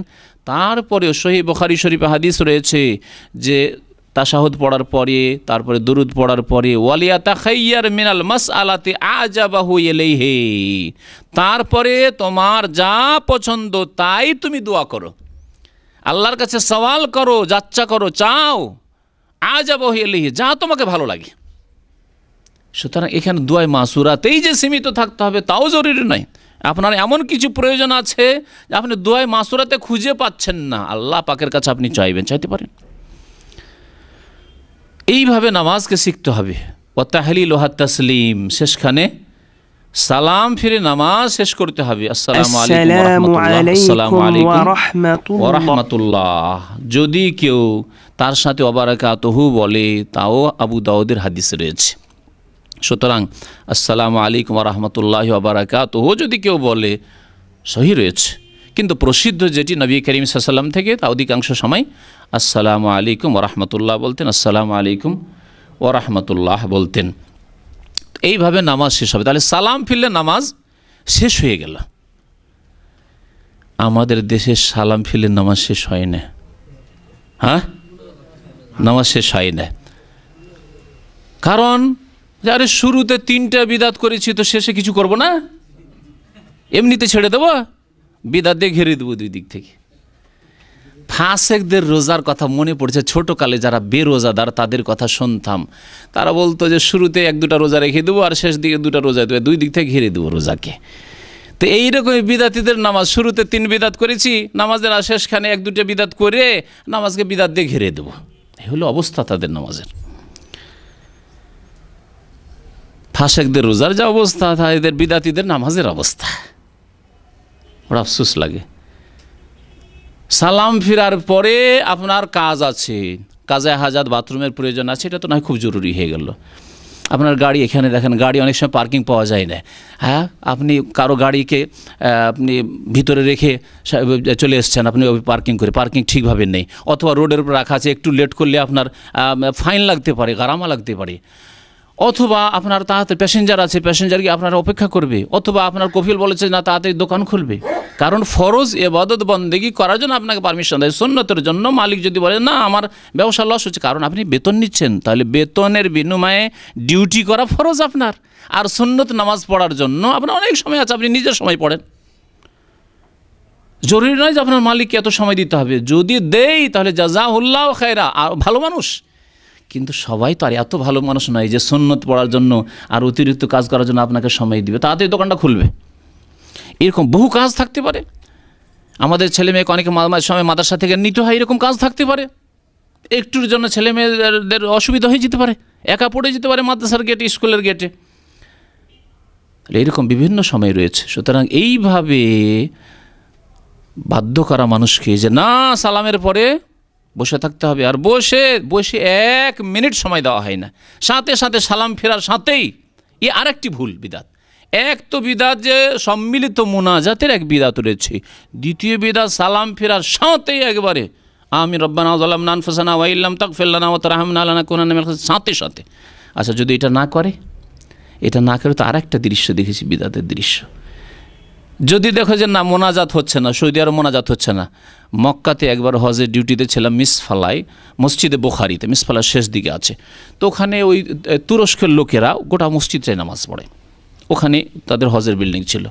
যেমনই সালাম ফিরা হয়, জানে যে এরা তো আর মোনাজাত সম্মিলিত করবে না, যেমনই সালাম ফিরা হয় এমনভাবে উঠে মনে হচ্ছে যে আর্মিদের প্যারেড চলছে, ট্রেনিং চলছে, তাই করে দাঁড়িয়ে উঠে এইভাবে একবারে। দেখতে কেমন আজব লাগে। যেমন ওই দেখেছেন তো মনে হয় ট্রেনিং করতে, হ্যাঁ ফৌজদের ট্রেনিং করতে দেখেছেন, ওই রকম ট্রেনিংয়ের মতো একেবারে লাফ দিয়ে সব একসাথে যে উঠছে না, এইরকম আশ্চর্য কথা। এটিও সুন্নতের খেলাফ। যেমন সুন্নতের খেলাফ সম্মিলিত মোনাজাত, তেমনই সুন্নতের খেলাফ সাথে সাথে লাফ দিয়ে উঠে সুন্নত শুরু করা। বরং এখানে জিকির আজকার রয়েছে। নবী করিম সাল্লাল্লাহু আলাইহি ওয়াসাল্লাম সালাম ফিরার পরে বলতেন আস্তাগফিরুল্লাহ আস্তাগফিরুল্লাহ আস্তাগফিরুল্লাহ। যদিও একটি হাদিসে মুসলিম শরীফে আল্লাহু আকবার দিয়ে রয়েছে, কিন্তু এই মাসলাটিতে বড় ইখতিলাফ রয়েছে। এই জন্য আরব ওলামারা এই আল্লাহু আকবরের উপর আমল করে না। ভারত, বাংলাদেশ, পাকিস্তানের আহলে হাদিস আলেমরা তারা এই আল্লাহু আকবার দিয়ে শুরু করে, তারপরে আস্তাগফিরুল্লাহ আস্তাগফিরুল্লাহ আস্তাগফিরুল্লাহ বলে। এখানকার ওলামারা বলছেন যে না, সেই হাদিসে আল্লাহু আকবার, যদিও মুসলিম শরীফ হাদিস রয়েছে আল্লাহু আকবার মানে জিকির, তাকবীর মানে জিকির, তাকবীর মানে আল্লাহু আকবার বলা নাই। এই জন্য তারা আস্তাগফিরুল্লাহ আস্তাগফিরুল্লাহ আস্তাগফিরুল্লাহ, তারপরে আল্লাহুম্মা আনতাস সালাম ওয়া মিনকাস সালাম তাবারাকতা ইয়া যাল জালাল ওয়াল ইকরাম, আল্লাহুম্মা লা মানিয়া লিমা আতাইতা ওয়া লা মুতিয়া লিমা মানাতা ওয়া লা ইয়ানফাউ যাল জাদ্দি মিনকাল জাদ্দু, আল্লাহুম্মা আইন্নি আলা যিকরিকা ওয়া শুকরিকা ওয়া হুসনি ইবাদাতিকা। তারপরে কালিমা তাওহীদ লা ইলাহা ইল্লাল্লাহু ওয়াহদাহু লা শারীকা লাহু লাহুল মুলকু ওয়া লাহুল হামদু ওয়া হুয়া আলা কুল্লি শাইইন কাদির, আয়াতুল কুরসি, তারপরে তসবিহ সুবহানাল্লাহ 33 বার, আলহামদুলিল্লাহ 33 বার, আল্লাহু আকবার 33 বার, 99 হইল। আর তামামুল মেয়া হাদিস রয়েছে 100 পুরা করেন লা ইলাহা ইল্লাল্লাহু ওয়াহদাহু লা শারীকা লাহু লাহুল মুলকু ওয়া লাহুল হামদু ওয়া হুয়া আলা কুল্লি শাইইন কাদির দিয়ে এতগুলি জিকির আজকার, এত নেকির কাজ, এত ফজিলতের কাজ বাদ দিয়ে এই শেষখানেও বলতে পারি যে দুটি বিদাত, এক হচ্ছে সম্মিলিত মোনাজাত, আর যদি ওই বিদাতের সুযোগ না পায় তাহলে সাথে সাথে উঠে গিয়ে সুন্নত শুরু করা। আর সামনের দিক থেকে যদি কেউ বের হওয়ার এমার্জেন্সি থাকে তাহলে 1 মিনিট সময় পাচ্ছেন, পিছনে নামাজ শুরু হয়ে গেছে, পারবে।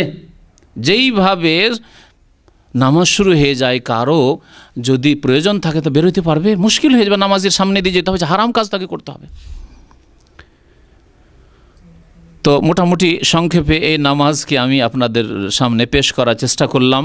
এতে অনেকগুলি মাসলা মাসাইলের হয়তো ওইভাবে দলিল পেশ করা হয়নি, সেই জন্য ওয়াদা করছি ইনশাআল্লাহ তাআলা আল্লাহ পাক যদি আমাকে সুযোগ সুবিধা দান করেন তাহলে আগামী সপ্তাহগুলিতে প্রত্যেকটি মাসলা যেগুলি উল্লেখ করলাম আর সেগুলি প্রচলিত ইন্ডিয়া, বাংলাদেশ, পাকিস্তানের সংখ্যাগরিষ্ঠ মানুষের মজহাবের খেলাফ রয়েছে। মজহাব আল্লাহ ফরজ করেননি, আল্লাহ পাক ফরজ করেছেন আল্লাহর আনুগত্য, রাসূলের আনুগত্য। খুব সহজ ভাষায় বোঝার চেষ্টা করবেন।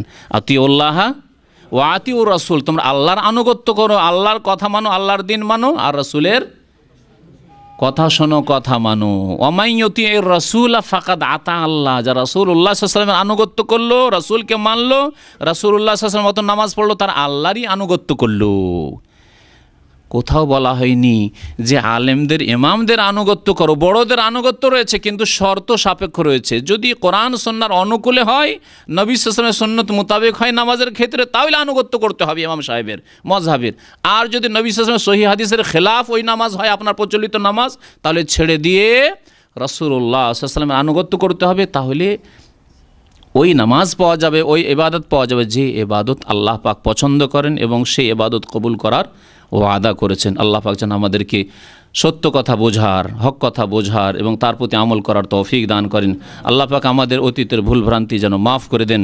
রব্বানা লা তুআখিযনা ইন নাসিনা আও আখতানা, রব্বানা ওয়ালা তাহমিল আলাইনা ইসরান কামা হামালতাহু আলাল লাযিনা মিন ক্বাবলিনা, রব্বানা ওয়ালা তুহাম্মিলনা মা লা তাকাতা লানা বিহি ওয়া'ফু আন্না ওয়াগফির লানা ওয়ারহামনা আনতা মাওলানা ফানসুরনা আলাল কওমিল কাফিরিন।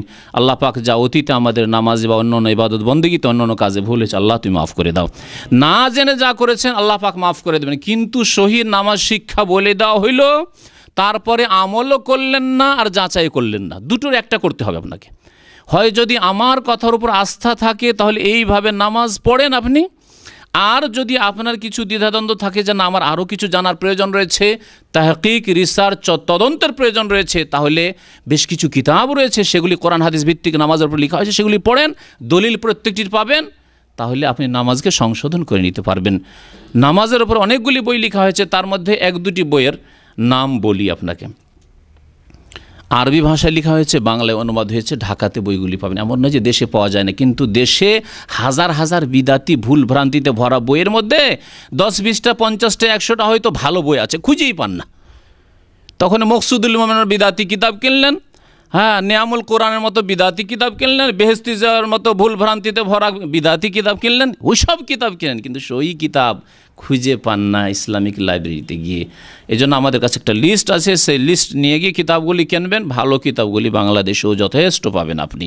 আল্লামা নাসিরউদ্দিন আলবানী রহমতুল্লাহ আলাইহির একটি কিতাব রয়েছে, বেশ ভালো, কয়েকশো পৃষ্ঠার কিতাব, নবী করিম সাল্লাল্লাহু আলাইহি ওয়াসাল্লামের নামাজ, রাসূলুল্লাহ সাল্লাল্লাহু আলাইহি ওয়াসাল্লামের নামাজের পদ্ধতি, সিফাতু সলাতিন নবী সাল্লাল্লাহু আলাইহি ওয়াসাল্লাম মিনাত তাকবীর ইলা তাসলিম, তকবীর থেকে, তকবীরে তাহরিমা থেকে শুরু করে সালাম পর্যন্ত নবী সাল্লাল্লাহু আলাইহি ওয়াসাল্লামের নামাজ কেমন ছিল, বাংলায় অনুবাদ হয়েছে। তারপরে নামাজের ওপর আরও বিস্তারিত একটি বই রয়েছে, আইনি তোহফা সলাতে মুস্তফা, আইনুল বারি সাহেবের লেখা, 2 খণ্ডে রয়েছে, সেটিও বাংলাদেশেও পাওয়া যাচ্ছে। তারপরে নামাজের বই রয়েছে আসাদুল্লাহ গালেবের একটি বই রয়েছে নবী সাল্লাল্লাহু আলাইহি ওয়াসাল্লামের নামাজ। তারপরে আরও বেশ কয়েকটি বই রয়েছে। শেখ ইবনে বাজ রহমতুল্লাহ আলাইহির ছোট্ট একটি কিতাব হইলেও আমি অনুবাদ করেছি বইটি। ওই বইটি কাইফিয়াতুস সালাতুন নবী, নবী সাল্লাল্লাহু আলাইহি ওয়াসাল্লামের নামাজ পড়ার পদ্ধতি, সহি হাদিস মোতাবেক নামাজের তরিকা তাতে বলা হয়েছে। তো এই কিতাবগুলি নিলে বা এই কিতাবগুলি পড়লে ইনশাআল্লাহ তাআলা সহি নামাজ পাবেন। তার সাথে সাথে বাংলায় অনুবাদ হয়েছে বুখারী, আপনি মিলিয়ে দেখতে পারেন। বুখারী শরীফে কেমন আছে, রফুল এদেন আছে, বুখারী শরীফে আমিন জোরে আছে, বুখারী শরীফে সূরা ফাতিহা না পড়লে নামাজ হয় না ইত্যাদি, এই সব মাসলা তো সেখানেই পাবেন আপনি। তো এইভাবে নামাজ, জি হাফেজ ইবনুল কাইয়িম রহমাতুল্লাহর একটি বড় কিতাব আছে, জানি না বাংলায় অনুবাদ হয়েছে। সেই কিতাবের নাম হচ্ছে আপনার তাকে মনে হয় ওজুবুস সালাত ওয়া হুকমু তারিকিহা, নামাজের আবশ্যকতা। আমি আরবিতে বইটি পড়েছিলাম, এবং বেনামাজির হুকুম এই বই। তারপরে বেনামাজি সম্পর্কে জানতে হলে শেখ ইবনে উসাইমিন রহমতুল্লাহ আলাইহির ছোট্ট একটি কিতাব রয়েছে, যা লক্ষ লক্ষ কপি বিতরণ হয়েছে সৌদি আরবে এবং বাংলাদেশে, ভারতে। নামাজ ত্যাগকারীর বিধান, এই বইটি অত্যন্ত গুরুত্বপূর্ণ। এই বই পড়ে অনেক বেনামাজি আল্লাহর ভয় এসছে, তার অন্তরে নামাজি হয়েছে। সুতরাং এই বইটিকে আপনার প্রচার করার চেষ্টা করুন, যাতে নামাজের গুরুত্ব মানুষ বুঝে। আল্লাহ পাক যেন আমাদেরকে 5 ওয়াক্ত নামাজ কায়েম করার তৌফিক দান করেন। আল্লাহ পাক 5 ওয়াক্ত নামাজের হেফাজতের যেন তৌফিক দান করেন। আল্লাহ পাক আমাদের সবাইকে ফজরের নামাজ যেন আদায় করার জামাতে তৌফিক দান করেন। আল্লাহ পাক আমাদের গুনাহ খাতা যেন মাফ করে দেন। নবী করিম সাল্লাল্লাহু আলাইহি সাল্লামের আদর্শ সুন্নত মোতাবেক আমাদের সার্বিক জীবনে চলার যেন তৌফিক দান করেন। আল্লাহ আমাদের গুনাহ খাতা যেন মাফ করেন। আল্লাহ পাক আমাদেরকে যেন নবী করিম সাল্লাল্লাহু আলাইহি সাল্লামের শাফাআত দান করেন। নবী সাল্লাল্লাহু আলাইহি সাল্লামের হাউজে কাউসার যেন দান করেন। নবী করিম সাল্লাল্লাহু আলাইহি সাল্লামের সাথে আমাদেরকে যেন জান্নাতুল ফিরদৌস দান করেন। আমিন ইয়া রাব্বাল আলামিন। সাল্লাল্লাহু আলা নবিয়িনা মুহাম্মদ ওয়া আলা আলিহি ওয়া সাহবিহি আজমাইন। হ্যাঁ, রুকু থেকে যাওয়ার সময় আর ওঠার সময়, হ্যাঁ, রুকু থেকে উঠে সেজদায় যাওয়ার সময়, সেজদায় যাওয়ার সময় আগে হাত রাখতে হবে না হাঁটু রাখতে হবে? এই ক্ষেত্রে সহি হাদিস যেটি, সেটি হচ্ছে আগে হাত রাখতে হবে, আগে হাত রাখতে হবে। রাখার সময় হাত রাখলেন, আর ওঠার সময় বেশি সহি হচ্ছে, উত্তম হচ্ছে যে আগে হাঁটু উঠবে আর হাতে ভর দিয়ে উঠবেন। তাহলে হাত আগে রাখলেন আর হাতকে পরে উঠালেন, আগে রাখলেন হাত আর হাতকে পরে উঠালেন। এটি হচ্ছে উত্তম তরিকা, আর এটি হচ্ছে সহি হাদিসের ভিত্তিতে। সহি হাদিস ইনশাআল্লাহ তাআলা আমি নোট করে রেখেছি, এগুলি দলিল প্রত্যেকটির মোটামুটি নোট করা আছে। আমি ইনশাআল্লাহ আগামী সপ্তাহগুলিতে ওই দলিলগুলি প্রত্যেকটি বর্ণনা করব। আরেকটি মত হচ্ছে যে আগে হাঁটু রাখা, যে প্রচলিত নামাজে আগে হাঁটু রাখা, আর ওঠার সময় আগে হাত উঠিয়ে নেওয়া। তাহলে হাঁটু রাখলো আগে আর হাঁটুকে পরে উঠালো, হাঁটুতে ভর দিয়ে আগে হাত উঠিয়ে নিয়ে এইভাবে ওঠা। এর দলিল অধিকাংশ আইম্মায়ে কেরাম জয়ীব বলেছেন। আর যদি শেখ ইবনে বাজ যেমন বলেছেন যে যদি কেউ এমন হয় যে আমল করে তো করতে পারে, কিছু আলেমরা এটিকে হাসান পর্যন্ত বলেছেন। তবে আল্লামা নাসিরুদ্দিন আলবানীর কিতাব আমি দেখলাম, আজকেও দেখলাম যে তিনি বলেছেন যে আগে হাঁটু রাখার হাদিস হচ্ছে জয়ীফ। আর নবী সাল্লাল্লাহু আলাইহি ওয়াসাল্লামের যেটা আদেশ সেটা হচ্ছে যে ফালা ইয়াবরুক কামা ইয়াবরুকুল বাইর, তোমরা উটের মতো বসবে না, তোমরা উটের মতো বসবে না। উট কেমন করে বসে?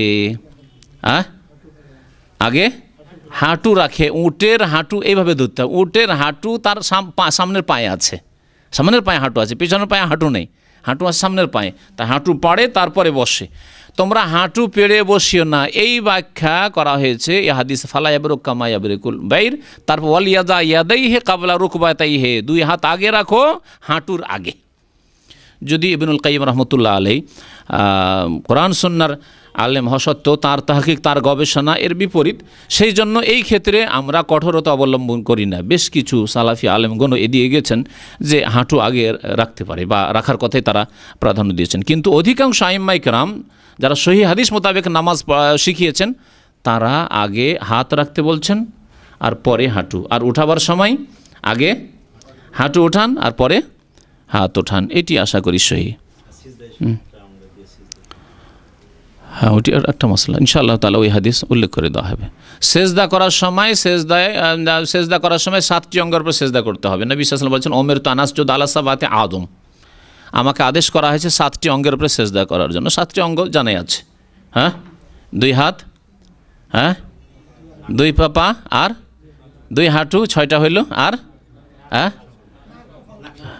আগে আমাদের দেশের মানুষ নাকই বলে, কপাল আর ওর সাথে নাক, হ্যাঁ দুটোই লাগাইতে হবে। জি, দুটোই লাগাইতে হবে। জি, নামাজ সম্পর্কে হ্যাঁ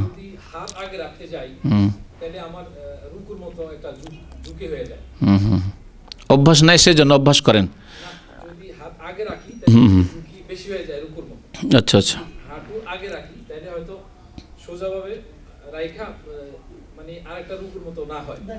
না অসুবিধা নেই, হ্যাঁ কোনো অসুবিধা নেই, তাতে কোনো অসুবিধা নেই। আপনি ওইভাবে নামবেন। বৃদ্ধ লোকদের জন্য শেখ বাজ রহমতুল্লাহ এই ফতোয়াটা লিখেছেন, ওনার মত, আর আমাকে ভালো লেগেছে। আমি যে বইটা অনুবাদ করেছি তাতে আছে, কিন্তু উনি বলেছেন যে বৃদ্ধ লোকদের জন্য আগে কোনটা রাখা সহজ না, আগে হাত রাখা, আর হাতটা রেখে আস্তে করে নামল। তো বৃদ্ধ লোকের জন্য হাতটা রাখা আগে সহজ, হ্যাঁ। আর যারা যুবক লোক তাদের হাঁটু রাখতে অসুবিধা নেই। বৃদ্ধ লোক যদি হাঁটু রাখতে যায় তো হয়তো পেট বড় আছে, আছাড় খেয়ে পড়ে যেতে পারে, হ্যাঁ, হাঁটুতে ব্যথা থাকতে পারে। তো হাতটা রেখে দিয়ে তারপরে হাঁটুটা বৃদ্ধ লোকদের জন্য। এই জন্য তিনি বলেছেন যে এই ক্ষেত্রে অসুবিধা নেই, উত্তম শুধু আগে হাত রাখা, বাকি যদি কারো কোনটা অসুবিধা হয় তো যেটা যার জন্য সুবিধা রাখতে পারে। আল্লাহু আলাম। এক ভাই প্রশ্ন করছেন যে ফরজ নামাজ ছাড়া সব ধরনের সুন্নত নামাজ না পড়লে ক্ষতি হবে কি? দেখেন, নামাজ ফরজ নামাজ, আমি গত সপ্তাহে একটা উদাহরণ দিলাম, উদাহরণটা দিলাম, আমাকে ভালো লাগলো উদাহরণটা দিতে, যে যদি আপনাকে স্কুলে আমরা যখন পড়াশোনা করতাম, আর মাদ্রাসায় দীর্ঘদিন পড়েছি, স্কুলেও পড়েছি, তো কিছু ছেলে আমাদের সাথী সঙ্গী থাকতো, তারা বলতো আরে 33 মার্ক পেয়ে যাব, অসুবিধা নেই, পাশ করে যাব। তো কিছু ছেলেদের চিন্তা হলো যে পাশ করতে পারবো কিনা, তো যারা পাশ করতে চান ফরজ 17 রাকাত পড়ে 33 মার্ক পেয়ে যাবেন ইনশাআল্লাহ তাআলা। কথা বুঝতে পেরেছেন? আচ্ছা, যদি বলে যে না আমি 33 নেব না, আমি মোটামুটি কমপক্ষে 50-60 নেব, সেকেন্ড ডিভিশন তো নেব, ফার্স্ট না হলে সেকেন্ড ডিভিশন নেব, তাহলে সুন্নত বেতর সহ পড়তে হবে। সুন্নত বেতর সহ পড়তে হবে। বিশেষ করে বেতরের আরও গুরুত্ব রয়েছে, আর ফজরের সুন্নতের গুরুত্ব রয়েছে। সুতরাং সুন্নত 12 রাকাত আর বেতর 1 রাকাত 13, হ্যাঁ 13 আর 17 কত হলো? 30 রাকাত। 30 রাকাত নামাজ দৈনিক যে ব্যক্তি পড়বে, আশা করি সেকেন্ড ডিভিশন নামাজে পেয়ে যাবে, আশা করি সেকেন্ড ডিভিশন নামাজে পেয়ে যাবে। কেউ যদি না সেকেন্ড ডিভিশন না, আমরা মদিনা ইউনিভার্সিটিতে পড়তাম, কত ছেলে ভাই দোয়া করেন যাতে পাস করতে পারি, কারণ পাস না করলে তখন টিকিট দিত না, দেশে যেতে পারতো না। কত ছেলে যে কান্না করতো আল্লাহ পাক জানে। বন্ধুবান্ধব অনেকে পরিচিত এরকম আছে, বিবাহ করে এসছে আর বছরে একটা টিকিট তাও দেবে না, 2-2,500 রিয়াল ব্যাপার। ছাত্র কোথা থেকে তার স্টাইপেন্ড অল্প 500 টাকা তখন দিত, 520 টাকা, তা দিয়ে কী করে টিকিট কিনে যাবে? যেতে পারতো না বাড়ি, কান্নার শেষ থাকতো না, সুবহানাল্লাহ। তাহলে কারো তো পাস করার চিন্তা, কারো সেকেন্ড ডিভিশনে পাওয়ার চিন্তা। আর যারা ভালো ছেলে তাদের চিন্তা হতে যে না আমার যেন এক্সেলেন্টটা 90 না ছুটে যায়, 90-র ওপরে থাকতে হবে, কারণ এখানে 90 না হলে ডিস্টিংশন হয় না বা এক্সেলেন্ট হয় না। তো 90 হলে একটা ফায়দা কী ছিল, প্রত্যেক বছর একটা গিফট ছিল ইউনিভার্সিটির পক্ষ থেকে, ভালো একটা মোটামুটি অ্যামাউন্ট, খারাপ না, ছাত্রদের জন্য যথেষ্ট ভালো একটা অ্যামাউন্ট। তো তাদের চিন্তা যে না 90-এর ওপরে থাকতে হবে, 90-এর নিচে যেন না আসে, 90-এর ওপরে 92 হোক 95 হোক যাই হোক, কিন্তু 90-এর ওপরে থাকতে হবে। তাহলে আপনি কেমন হতে চান নামাজি, এটা আপনাকে জিজ্ঞাসা। যদি আপনি মনে করেন না আমি ডিস্টিংশন, আমি চমৎকার হতে চাই, আমার রেজাল্ট ফার্স্ট ডিভিশন হতে চাই বা লেটার মার্ক পেতে চাই, তাহলে আপনাকে ফরজ 17 রাকাত, সুন্নাত বেতর 13 রাকাত, আর তার সাথে তাহাজ্জুদ পড়তে বলবো আরও 8 রাকাত, 8-3-11 রাকাত বেতর, হ্যাঁ বেতর সহ। আর তার সাথে সাথে আরও যদি ভালো করতে চান যে না 90 শুধু থাকবো না, আমি 95-এর ওপরের দিকে যাব, হ্যাঁ নামাজের ক্ষেত্রে, তাহলে ইশরাক পড়েন, সালাতুদ দোহা পড়েন, আরও মাঝে মাঝে আপনি নফল নামাজ পড়েন, এইভাবে নামাজ পড়েন। এই হচ্ছে নামাজের ভাগ। আর এইভাবে বুঝতে হবে বাংলাদেশে, ইন্ডিয়াতে নামাজি, পাকিস্তানে নামাজি কেমন, যারা নামাজি তারা সবগুলিকে সমান মনে করে, ফরজ যেমন তেমনও বসে যে নফলটা পড়ে ওটাও তাদের কাছে ওই রকম, একই রকম। আর যারা পড়ে না এত বোঝা উঠাতে পারবো না, এর সাথেই 17 রাকাত পড়তে পারবো না, সুতরাং ফরজও পড়ে না, সুন্নত তো পড়েই না, ভেতরে তো পড়েই না, ও তো তাহাজ্জুদ ওসব তো নেই, ফরজই পড়ে না, বেনামাজি নামে মুসলিম। বুঝতে পেরেছেন? যদি আমাদের আলেমরা এইভাবে ভাগ করে দিত, পাস করতে চান ফরজটা কমপক্ষে আদায় করেন। অনেক পাস করা লোক আছে, সালাম ফিরে টান দিল, পাস কর 33 মার্ক। বুঝতে পেরেছেন? 50-60 পেতে চান তাহলে সুন্নতের বেতর পড়েন, আর বেশি পেতে চান 80-90 পেতে চান, লেটার মার্ক চান, তাহলে তাহাজ্জুদ ধরার চেষ্টা করেন, ইশরাক, দোহা এগুলি নামাজ পড়ার চেষ্টা করেন। আশা করি যথেষ্ট বোঝার জন্য এতটুকু। সাল্লাল্লাহু আলা নবিয়িনা মুহাম্মদ ওয়া আলা আলিহি ওয়া সাহবিহি আজমাইন।